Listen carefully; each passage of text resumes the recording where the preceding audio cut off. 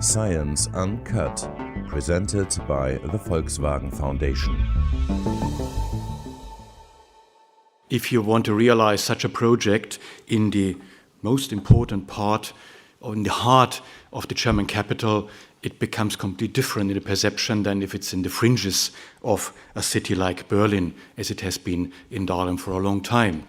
In my keynote lecture, will not immediately go very deep in all these questions, because the idea was, first of all, to explain you the setting of this project, and of course many of these questions which have already been addressed to, I will say how we are thinking to proceed to work on this. But there is also on Tuesday a lecture by Viola König who will deepen more in the details of the exhibition. But nevertheless, I think it's important to get a whole picture of the setting of this project, which we call Humboldt-Forum. I mean, all the collections of the Berlin museums have originally been in the Berlin Palace. In the Art and Wonder Chamber, Kunst- und Wunderkammer, this was the core, the nucleus of all these collections. And later, at the turn from the 18th to the 19th century, there have been discussions how the museums should move out of the palace.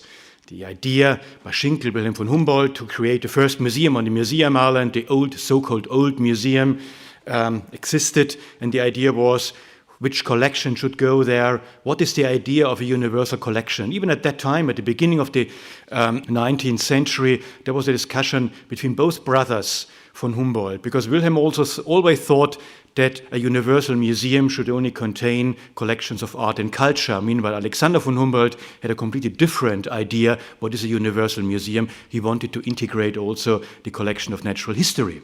Later, you see here an image of the main building of the Humboldt University in Berlin, founded in 1810. The natural history collections, the collections of history of medicine and so on, moved into the Humboldt University and further on, and the other ones moved step by step to the Museum Island out of the palace. On the top you see this first museum. The basic idea was developed by Wilhelm von Humboldt to present the picture collection, the collection of antiquities, without any contextualization, just to really enjoy the art and the aesthetics of the works of art. And then later, in the middle of the 19th century, this was the Prussian king Friedrich Wilhelm IV, got the idea behind the old museum to really create many other museums, a real museum island, a Freistätte für Kunst und Wissenschaft, and free space for art and science. And this is a complete different concept to many other metropolises in the world, in the Western world, like Paris or London or St. Petersburg, not include all the collections in one huge building, but to create different buildings, different houses for different periods, arts of collections, and so on.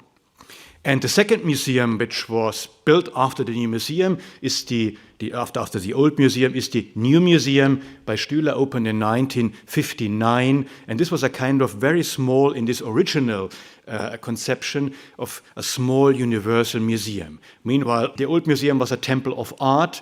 The new museum was a kind of temple of education.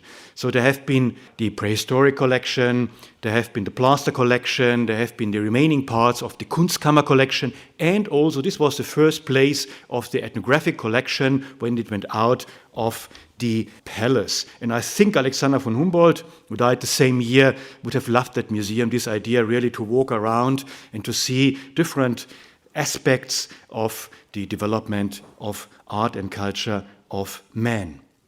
But the history and the migration of the ethnographical collection of Berlin did not stop. Therefore, of course, it was only one hall which could be dedicated to this important collection, which is it's the biggest by difference in Germany, and I suppose one of the largest worldwide.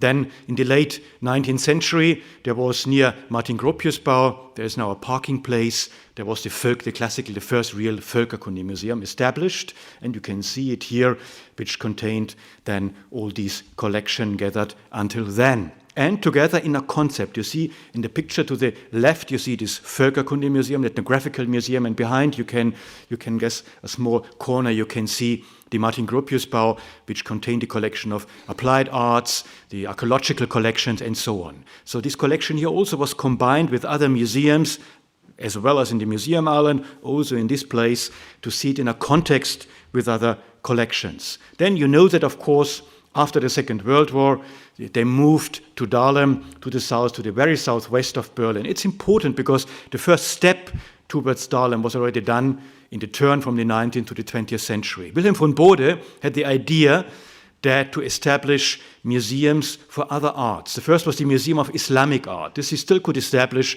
on the Museum Island. At that time, it was included in the Bode Museum, very close Islamic art, very close to European medieval art and so on. So this possibility to compare was always very important for the Berlin Museum directors. And then there was the great idea to establish a museum for Asian art, a museum for African art, a museum for American art, and a museum for Oceanian art.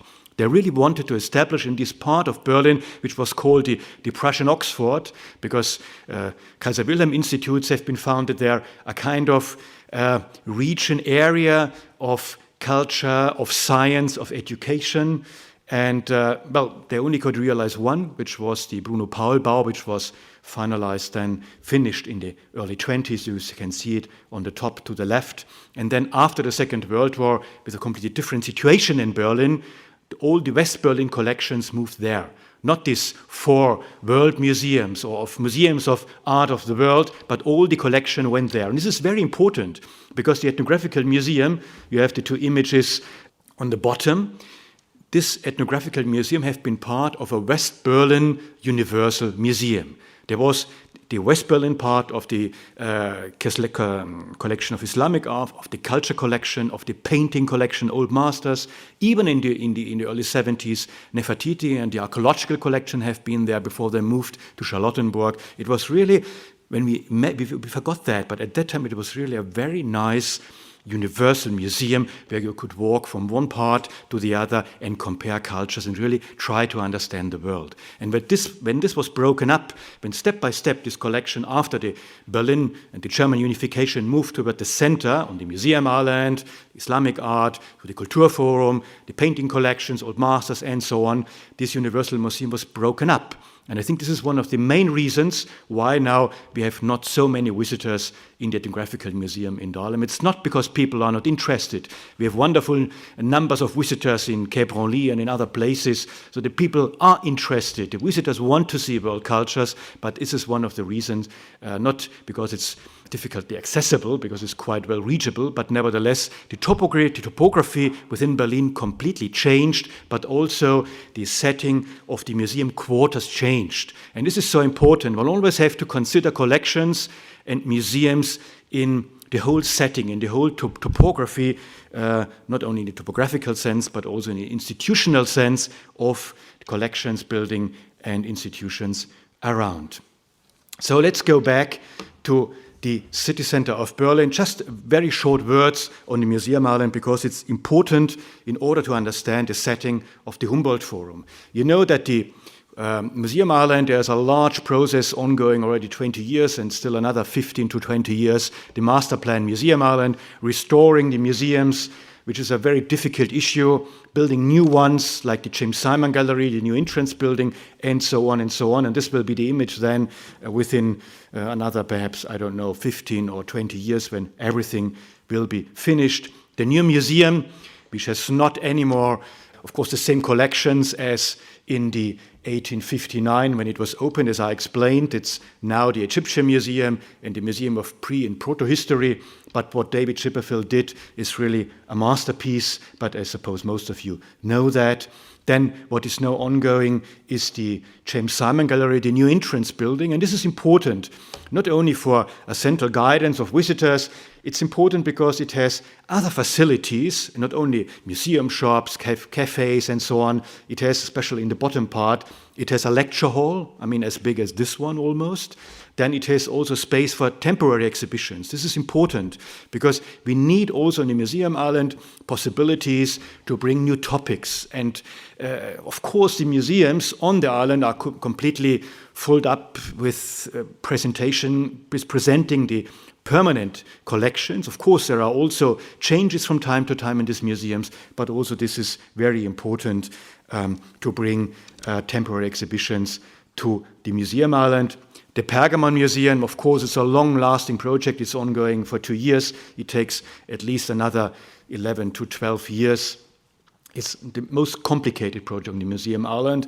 But at the end, after the transformation of the Pergamon Museum on the south wing, there will be, as much as never before, both the main floor and the top floor will be presented to the Near Eastern Museum, and then the northern part will show, as it never has been before, really all our collections of the Museum of Islamic Art. So the Pergamon Museum gets a completely different destination then.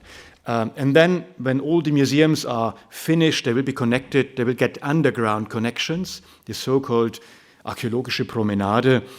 This means the bridges which connected the museums before the war, which have been destroyed during the war, will not be rebuilt. This was a decision taken in our master plan, but connected in these underground galleries. And there are underground galleries. This is, as we always say, our sixth museum. So the central courtyards in the museum, which are already restored, the Bode Museum, the Neue Museum, they are lowered one level and then connected in an underground gallery. And then in the different parts of this long underground gallery from the old museum to the Bode Museum will be presented interdisciplinary collection, because as the houses, as I said, represent collections from different periods, different parts of the world, different kinds of arts, men always thought about similar things. And this interdisciplinary, also changing exhibitions will be presented there. And then opposite to the Bode Museum, which was opened almost 3 years ago, the Archaeological Center, you can see it on the top. This is a building which now is concentrating all the scientific and researchers' facilities which have been taken out from the museums. There's a huge library, archaeological library. There are archives for research, there are study collections, and so on. And of course, also restoration labs and also the offices of our curators and directors. So this is the Museum Island, just to have this idea behind. When we move now on the other side of the Lustgarten, you can see here the Museum Island, this is the Lustgarten, and then the Berlin Palace, which will hold the Humboldt-Forum. And to this Humboldt-Forum I want to move now. You see here two pictures below.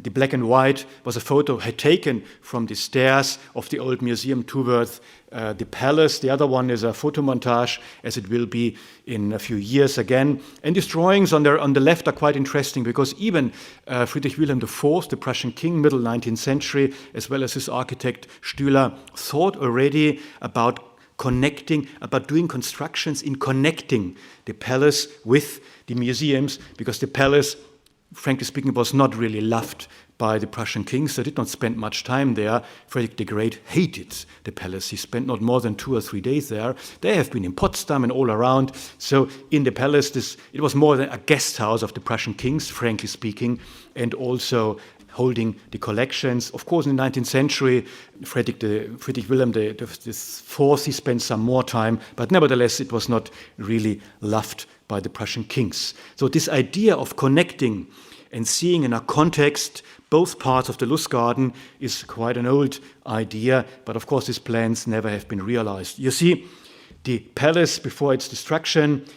Here you see this picture shows it rather well, because you see it is an aerial photo of Berlin from the 1920s, and it shows as how the great axes cutting through the city of Berlin are oriented towards the palace. And this was in 1999 and 2000 one of the important points for this international commission, which the German government installed to give ideas how the historic center of Berlin, the place of the former palace, should be created in the future. And their decision was really to rebuild the palace, but only partly. Frankly speaking, it's not a reconstruction, it's a quote.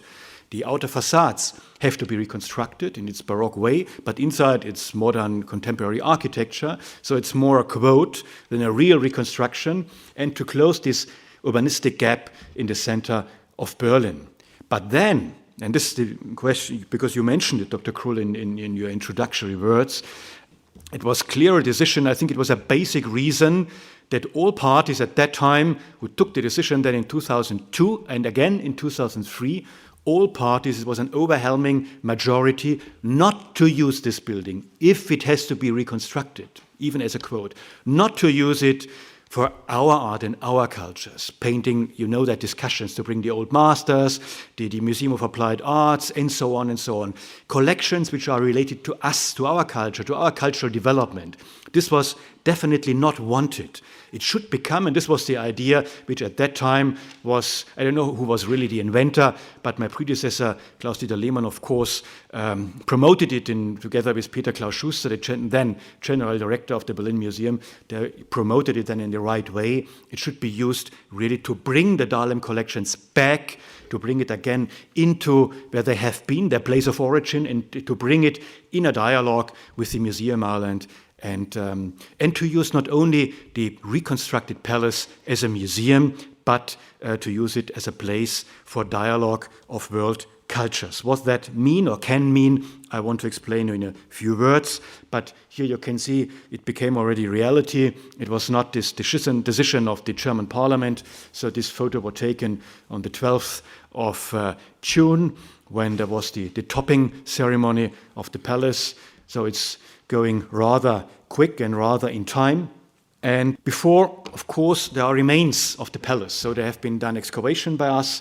These remains will be included in what we call an archaeological window. There will also be a space who explains the history of the place, Geschichte des Ortes. This is important because to tell all the history of the first buildings of the Prussian dukes, then the development by Schlüter and others of the palace, of course, the history of the Palace of the Republic from GDR as well, and so on. So the history of this place will be told there, but not more, because you're often asked by people, why in such a building are you not telling Prussian history? I say, I'm very sorry. Opposite is the German Historical Museum. If you're interested in, please go there. This was dedicated to something different, and not to tell the history of the Hohenzollern and other things, or the history of Prussia.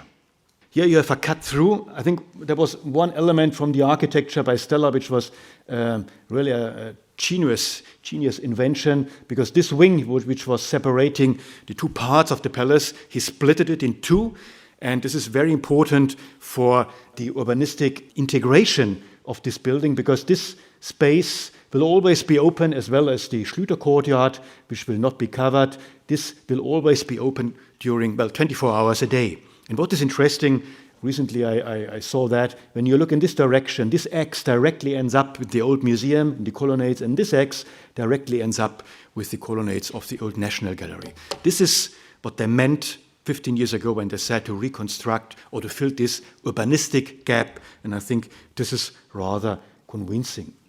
But happily, the architecture is not my business.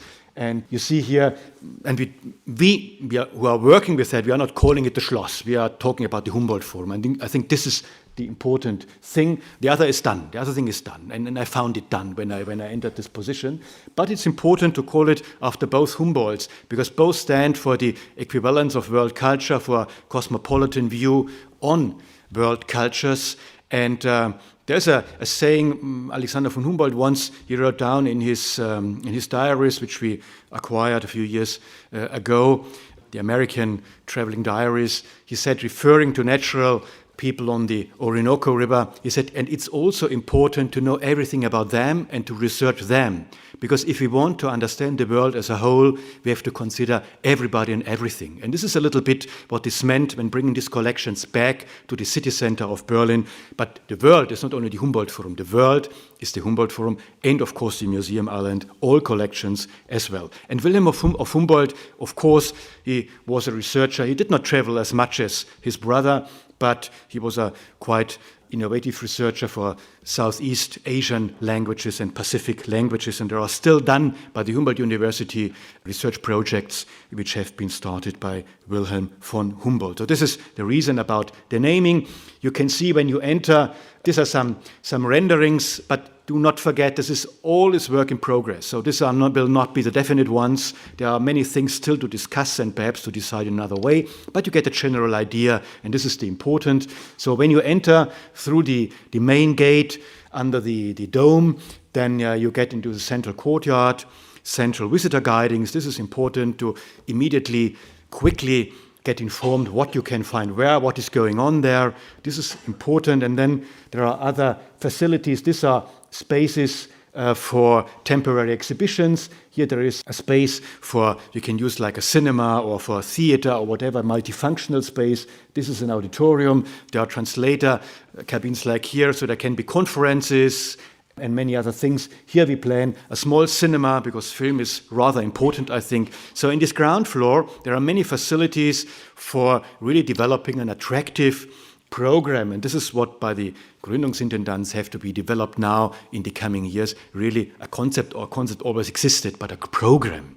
And to make understandable people how this concept can work is you only can achieve through a concrete program. Also how this can be connected with the upper floors where other things happen. Around this central courtyard, there are galleries. We have the idea, this is also very in progress, this picture, we have the idea to install around these galleries elements of the Kunstkammer. Because the Kunstkammer, of course, is somehow giving the argument why this project, these collections go back to their place of origin and occupy it. By the way, there have been much more crazier idea to use the palace for. There was an idea that it would be a seat of the federal president. There was an idea to have the representative of the 16 German states there. And it took some time in all this discussion until the parliament decided, no, we want to use it for art and culture, for science and education. But nevertheless, the Wunderkammer, of course, is important to tell it to people its importance for the history of thinking, of science. Not only in Berlin, there have been many Wunderkammers in many European cities, but we will not reconstruct it in the original place where it has been. Here's the Schlüter courtyard. And then on the first floor there will be a space used by the Humboldt University, exhibition space. They want to do their exhibitions, temporary changing exhibitions about science, about the challenges, borders, and so on of modern science. And then there will be also our archives, a large research library of art and culture of non-European culture, a large photo archive, and there will be also this Memory of the World, 16,000 Edison cylinders recording voices, languages, music from the middle of the 19th century and all these expeditions to the beginning of the 20th. Most of it is already digitized. It will be used also in the exhibition spaces, and we are now in talks together with the Humboldt University to create something together with their Lautarchiv, our phonogram archive and the Laut archive of the Humboldt University. And this is something, language and so on, which will be closely related to Wilhelm von Humboldt. And then, maybe you heard it, Berlin changed the idea how to use this space. There will not be anymore a library, but it will be an exhibition. We still cannot say much about that. A little bit referring the relation between Berlin and the world. I think this is important because our collections, they are not floating in history. They need somehow a space we're referring to, a narrative we're referring to. And of course, in this space, we are in the talks which we have in Berlin, we would love to tell the history of the Humboldts, but also bad histories, the Berlin-Congo Conference. This has to be told also. This is part of our history, if you like it or not, and with its consequences. But this is also the background of the collection. So I'm quite optimistic that this can really become a part of the Humboldt-Forum, which can be a strong connection between the ground floor and then the upper floors. And the upper floors will be occupied by the collections of these two Berlin Dahlem museums, the Ethnographical Museum and also, of course, the Museum of Asian Art. I will not go now into many details. This is more the job of Viola König then on Tuesday, but just a few pictures, a few thoughts about that, how we are thinking to work and how we are working actually also, and what are the challenges we are seeing. Of course, the history of the collections, as Wiebke mentioned, is a colonial one, and this will be presented. I will show you some examples, but it's also a history of research. I mean, it was Georg Foster who traveled with James Cook in the Pacific and brought the first objects, or Alexander von Humboldt, or Schlagintweit, who traveled in Tibet and Mongolia and brought the first collections there. I also show you the maps, but I will not go into details, as you can imagine now, because it would take too much time. But the first floor, it's the second floor with the collections, will be here Africa, then turning to America, South America, Central America, North America, the Northwest Coast, and then moving into Oceania, which is in this part here, music ethnography. And what is important, of course, we will have, because we have almost 20,000 square meters, we will have a general geographical setting. But then the history of the continents, we want to tell stories simple. And of course, stories where we developed from the strong sides of our collections. And there are also in between, of course, transcontinental or intercontinental modules. There's one trans-Pacific or circum-Pacific, a model which Viola König developed by herself here. The Maroons, of course, this topic of slavery and bringing slaves with all their culture, their art, their beliefs to South America. I think this is a topic which is also rather important. So this is a little bit the idea. And what is also basic for us is that we have the possibility to change from time to time these modules. So we do not want a setting of the collections for the next 40, 50 years without any possibility to move. Of course, the most important pieces one always wants to have there. But, I mean, the collection is so rich. There are many other things we can tell. So the possibility to change, this we are planning from the beginning. And this is very important in the work with the scenographers and the designers. And also, I'm very sure on this place, on this outstanding place, presenting this collection, the discussion, therefore we are, for example, here, the discussion about this collection, what is behind, will become even more intensified. And this, our future generations also have to have the possibility to reflect that in the setting of the exhibition. So this will happen, of course. Just a few words. The boat collection of the Pacific will go and will be shown as before, but in a different way. We want to tell the importance of navigation in this culture, how the population process worked on, and so on. This is a general element. Here you have one of the work in progress, say, how it will be presented in the Humboldt-Forum, or for example, here this important feather coat from Hawaii, which was brought to the Kunstkammer by one of the Prussian sailors in the early 1920s, and so on. African masks. We do not want to repeat Cape Branly. Of course, they are art, pieces of art, but they have not been produced as pieces of art. And I think their aesthetic value is important, but nevertheless, we want to tell much more about what is behind, about the structure of these cultures, what do they really mean, what can they tell us. And of course, with the Benin bronzes, there's an idea the scenographers developed together with our curators. Here you see these pieces. You can admire from one side these pieces, and from the back side, you get information about what was going on, why these pieces are here. You have an interview with the actual king of Benin. You have historical images, historical film sequences who explain the history of collection. I think this is also important. The throne from Cameroon, there is a module where we even prepare a way how to explain to young people the phenomena of colonialism in the same room as this one. Or the Indian Ocean, the connections between East Africa, South Arabia, and the Indian subcontinent with nice maps. There's Europe on the bottom and not always on the top. A completely different view. And these have been partly globalized worlds, and for a long time without any Europeans also. Here in Amazonia.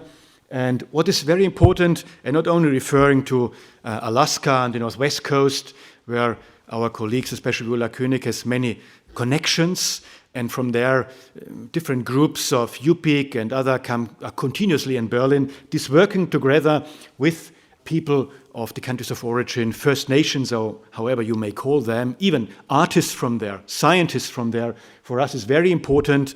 And I'm very glad to meet Anthony Shelton here. It was a few years ago. We have been in Vancouver, and we admired the work you are doing in your museum, but you have these people directly around the museum. We are thousands of kilometers away from these people, but we have to find ways how we can work, how we can integrate them. Telling stories is just a photo from Anchorage, which our curators loved, this idea that people are telling about their life today in these areas. I think this, for people coming to the Humboldt-Forum in Berlin, would be extremely important. Well, time is short.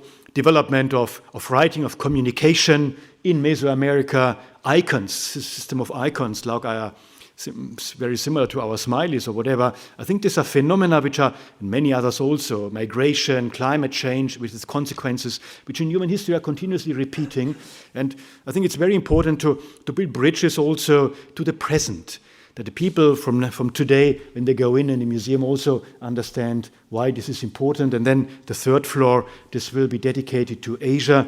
There will be the Museum of Asian Art and the Asia department of the Ethnographical Museum. Asian art is especially religious art.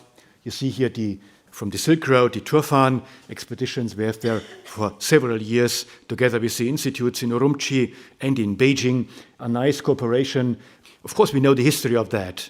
The researchers went there and they cut the pieces, they cut parts of the frescoes out of these caves. They brought it to Berlin and to other places, to Petersburg, to Paris, to Stockholm. But what we are doing now, there, the Chinese and colleagues from Xinjiang are not climbing them back. They say, let's not talk about it, but let's cooperate. Let's bring the things in a virtual way together. So since 2008, there is a project digitizing all these, not only the images, but also the documentation and so on.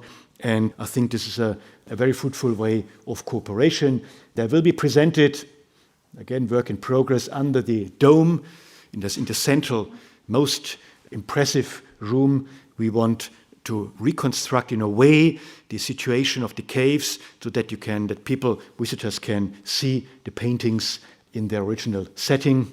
And then, of course, other arts. And what is important for us, another example how we work together with artists.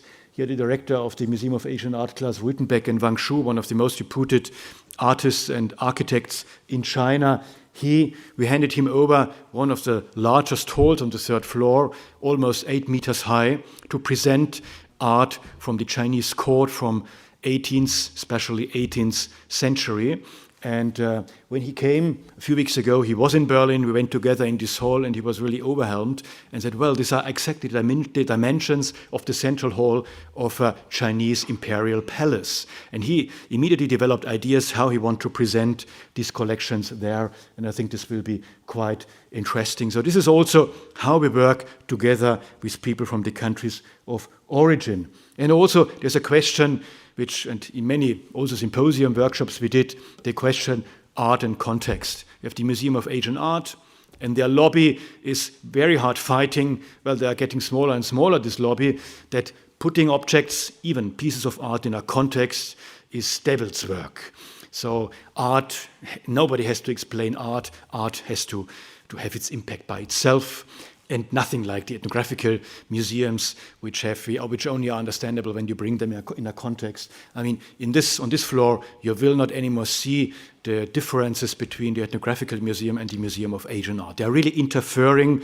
There are colleagues from the Museum of Asian Art who will curate some of the halls which belong to the Ethnographical Museum, and so on. And of course, above you see a hall dedicated to Chinese religion, religious rituals, and below you see a hall from the Museum of Asian Art dedicating to hall of poets and all the world of poets and writers in ancient China. And of course, Chinese medicine, and so on. Islam will play an important role. I will not go into too many details, but also again and again in different places, spaces for intercultural education to explain children and young people. I mean, there are so many museums, even in some of our museums, the places for children are in the bottom, in the cellar, or in the last part of the last wing. I think one has to integrate this. This is very important. We have to integrate this in the halls directly. And here are some images. We travel a lot. We have not only been to Vancouver, we have not only invited many people to come to Berlin, we did workshop in Australia, New Zealand, in Africa, in Sao Paulo, in other places of Latin America. And next year we will do again another workshop in Africa. It's important really to discuss all these questions with the colleagues there, to present our plans and to ask them simply, what do you think? Or what do you think what we should do? What would you wish that we tell with these collections? Which stories? How could we cooperate? Even you are not around the Humboldt-Forum, you are thousands of kilometers away. How are you cooperating with your historical collections, with contemporary artists from your country, how you are including, for example, other ways of cultural expressions like performances, music, and so on and so on. And we really, I think, could create very good relations. And I think this has to go on. This has to be intensified. For this, we need also funding to really create a system how this can not only now nice workshops, and then once the Humboldt-Forum is opened, then it will never be repeated again. We already now calculation the money the Humboldt-Forum needs when it shall run. This is already included, and this is something which we have to do. My time is over, but we have the Humboldt Lab in Dahlem.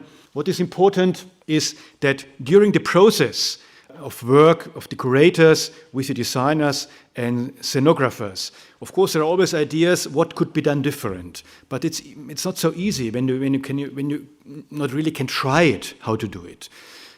Trying how to show pieces which should not be shown, for example. This is such a project. This is a kind of vitrine glass where from time to time you can see the objects, and then after some time you can't see it anymore. It's just really to find compromises and to find also, or to tell there's a certain respect that for others these pieces perhaps should not be shown or not continuously be shown, and other ways trying things.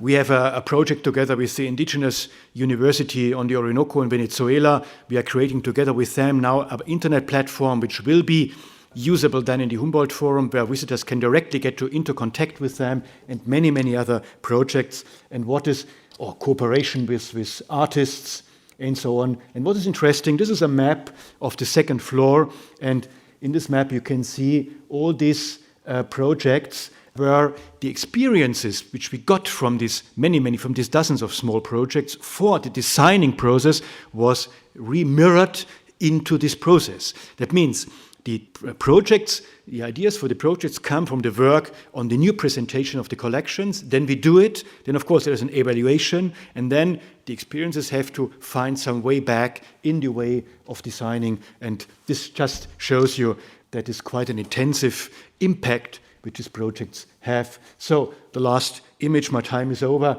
This is the idea we have, really to not only to have an extension of the museum island towards the Humboldt-Forum, but the Humboldt-Forum also will be a new way, not just a museum. What I didn't explain, we have in the two floors where we present the so-called permanent exhibitions, the collections, there are also empty spaces where we can do temporary exhibitions, where other kind of events can be realized.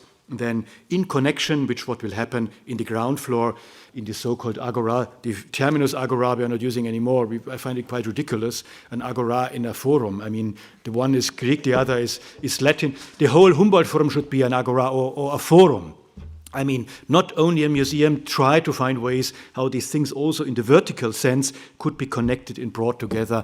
And really, the collections are, because many, especially politicians, they like to talk about the dialogue of cultures and so on and so on. But what was really important is about from these sometimes very empty words to try to find formats, how this can work. And we think that, of course, the collections, this would be an empty building without the collections. These collections will play a very important role. And I hope that we can make it work in the way we want, that the collections and their presentations, there really becomes in the Humboldt-Forum a place where of exchanging ideas in the world. We do not want, and this is the problem of the Humboldt-Forum, many people thought, because there have been so great big words connected with the Humboldt-Forum, that the Humboldt-Forum will solve the problems of the world. This never will happen. This is ridiculous. And this is, of course, not so nice for the ones who have to realize this project. But nevertheless, if we do it well, it can become a good place. And the Humboldt-Forum never should be finalized. It never should be finished. It must be a work in process continuously. And I think it will be a good start to begin this process. Thank you very much.